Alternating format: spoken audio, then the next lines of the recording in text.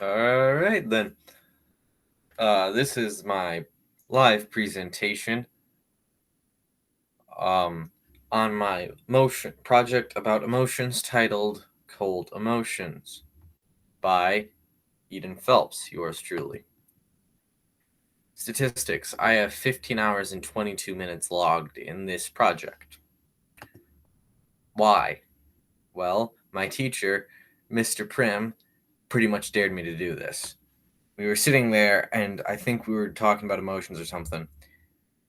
And I think I made a joke about doing a project about it, and Prim was like, "Why didn't you just do a project about it?" And I was like, "Okay." And emotions have just always been a fascination of mine.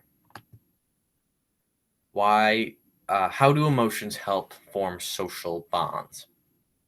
Understanding our emotions helps us better understand others' emotions, so we can empathize and be compassionate. When we're able to openly express emotion in a workspace, it builds trust and communication, leading to a better workspace. It's more productive, people understand each other better, there's more empathy and compassion. Love is a very common and helpful emotion that allows foundation for many actions humans partake in, from marriage and friendships to forming trust bonds between teammates. I don't know why there's a two there. Um, it helps people connect more. How do How do human emotions keep our society functioning? Problems associated with birth, battle, death, and seduction have occurred throughout history. No kidding.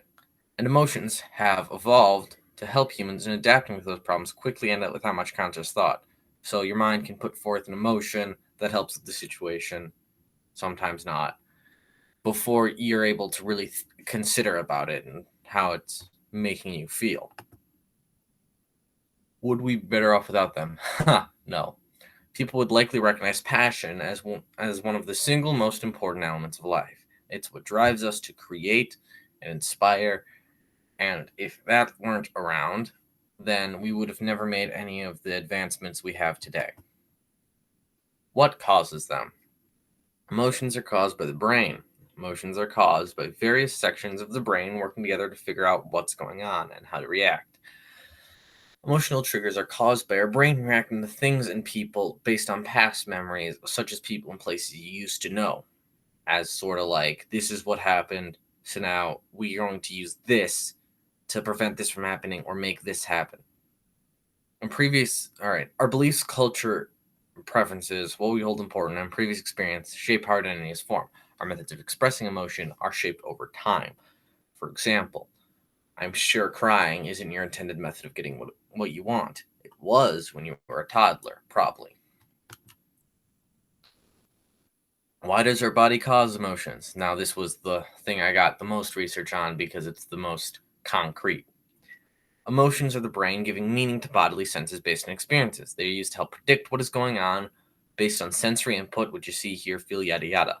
Fear is a survival mechanism that kicks in when your brain interprets a sound or slight touch as being something dangerous, like hearing a bush rattle and your brain's like snake. Fear. No, it was just a squirrel. Oh, okay. Our brain sends signals to the body after certain emotional triggers, like a bush rattling, sending fear, which pumps our adrenaline, maybe makes you sweat and gets you ready to fight or flight. Or, in my case, freeze.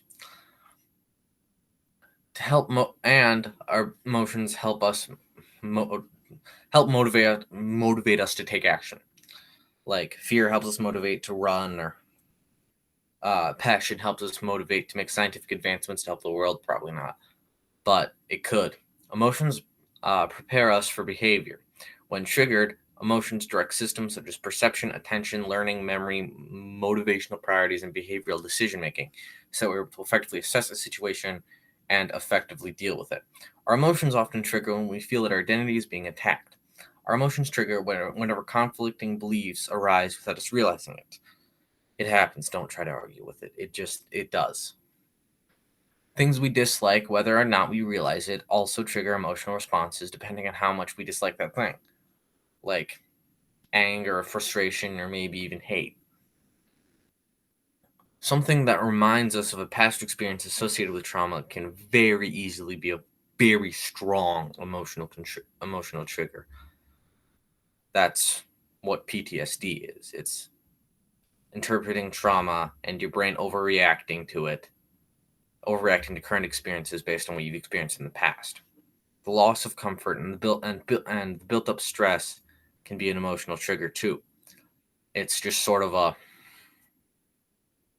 body can't take it anymore, and it just triggers something bad.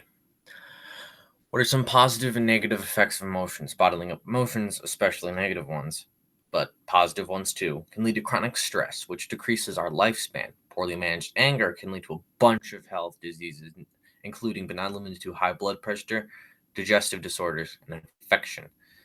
Emotions like fear can help with survival as it warns us against doing something dangerous.